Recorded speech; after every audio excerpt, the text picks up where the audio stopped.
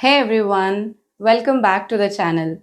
Today I want to talk about something that is super important when it comes to having a conversation with a person, and that is self-introduction. Do you believe that first impressions matter?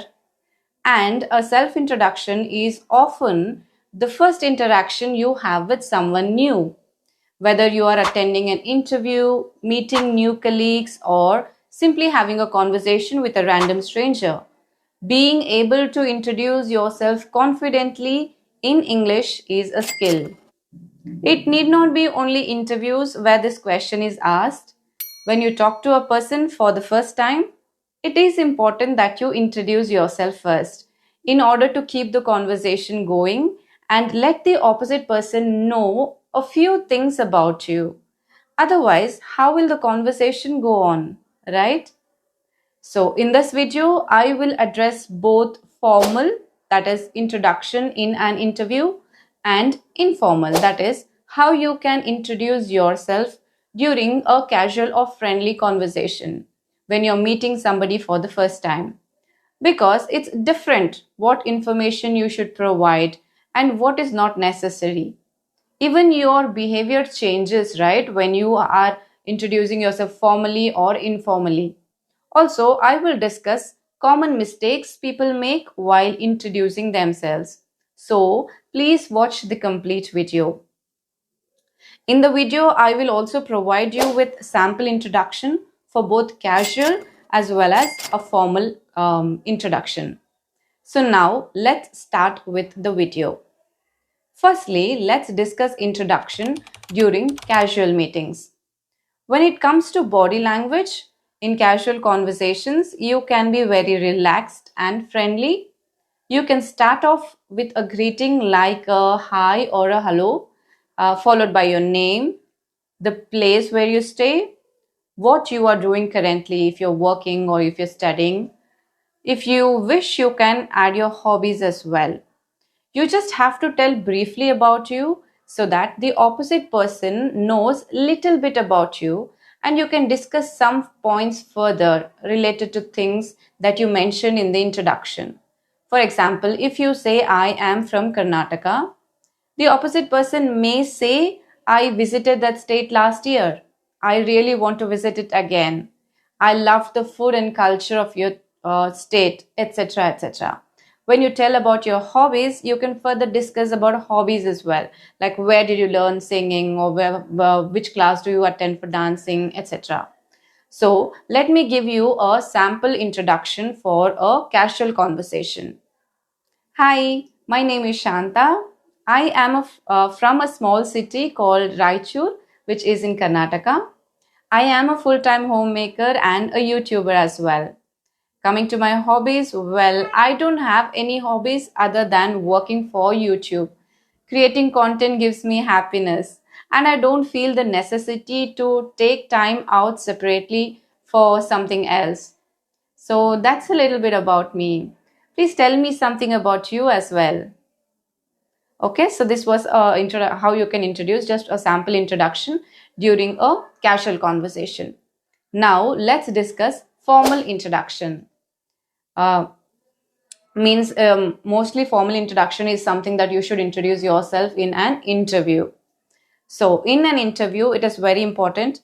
Take care of your body language. Sit straight, have a smile on your face occasionally, and appear confident. Maintain eye contact throughout the interview. Don't do things like tapping your fingers or shaking your legs. This will show that you are anxious and underconfident. The first aspect of your introduction during an interview should be greeting. When introducing yourself in English in an interview, it's crucial to start with a friendly greeting and a smile. Common mistake people make is they say myself Swati, which is incorrect. You need to say I am Swati or my name is Swati. In a formal introduction, you need to start not with a hi or a hello. You should start with a good morning or a good afternoon.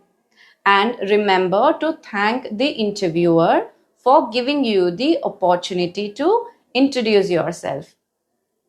After greeting, next you need to provide them with some background information of yours.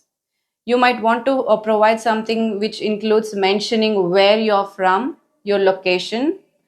Common mistake people make here is they say that I belong to Mumbai. That is incorrect. You must say I am from Mumbai. For example, I am from Bangalore, Karnataka. When you are talking to someone from a different country, you should mention your country name as well. You can say, I am from a South Indian state, Karnataka, or I am from India, I live in South India, Karnataka. So you can mention about your family as well briefly, whether you live in a nuclear family or a joint family and how many members are there in your family, etc. Next, you can, if you wish, you can mention your age as well. So after greeting and background information, now let's come to something that you are doing currently. If you have just completed your studies, you can mention your highest level of qualification.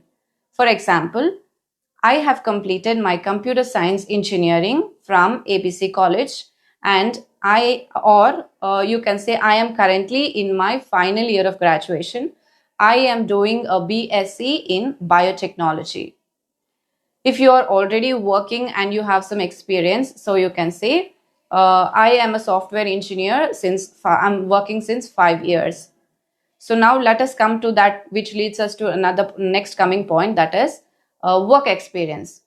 This is important point when you are attending an interview. You should tell them in detail about your work experience, which company and which position you worked so far, and the duration of each job role.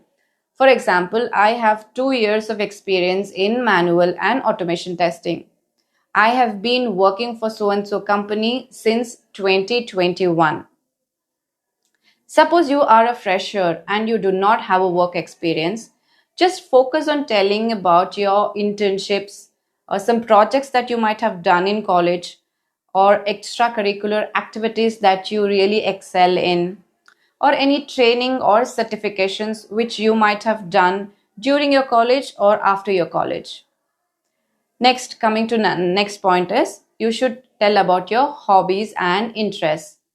Here, common mistakes people make is telling my hobbies is playing cricket and reading books. If you have more than one hobby, you should say my hobbies are. If you have only one hobby, you can say I am a big fan of cricket. My only hobby is playing cricket or watching cricket. So let me give you more examples. You could say during my free time, I love painting and pencil sketching. Or my hobbies are playing tennis and I love reading books. Try to be genuine with this because the opposite person will ask you questions related to your hobby. For example, if you tell them I love reading books, they will ask which is your favorite book? Do you have any book recommendations? Etc. If you say I play football, they will ask you questions related to that sport. After your hobbies and interests, the next point is you need to mention about your strengths and achievements. So remember to mention this only in interviews, and it is not necessary for you to include this point in a casual conversation. Now, when it comes to strengths and achievements, it is quite tricky. This is where you need to maintain a balance between being humble as well as being confident. Highlight a few accomplishments that you are proud of, but avoid sounding arrogant. Make sure to mention all the accomplishments you have made in your previous job role. Remember, your interviewer has interviewed a lot of people.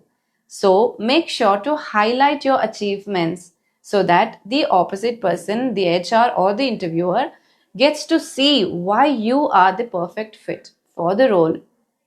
Also, keep in mind, every HR advises that you should have good communication skills and you should show confidence throughout the interview. The knowledge that you know regarding the subject accommodates like 40% of your interview, and the rest depends on your communication skills. Finally, the closing wrap up of your self introduction. Wrap it up with a closing statement. You can end it with, "That's all about me. Thank you." Now let's see a sample introduction. Let's see an example of an interview of a girl named Swati, who is a fresher. She doesn't have any work experience. Okay. Hello, sir. Thank you for giving me this opportunity to introduce myself. My name is Swati. I am from Bangalore, Karnataka. I have completed my engineering in computer science from BEC College. I have also done a certification in AWS from IMS Institute. I have done an internship with ABC Company for 2 months. I live in a nuclear family. There are 4 members in my family: my parents, a younger brother, and I. I am an art lover. During my free time, I like painting and pencil sketching. That's all about me. Thank you. So, if you are an experienced person, include your achievements in your previous role. If you worked in a team, mention what your role was in the team and what your day to day activities were there in the team. You need not mention things like age, family, and marital status if you are an experienced person. And there it is, a simple guide on how to introduce yourself in English. So basically, on the whole, if you see, it will include things like greetings, name, location, your educational qualifications, work experience, hobbies, and strengths and achievements. Practice makes perfect, right? So don't be afraid to try out in different situations.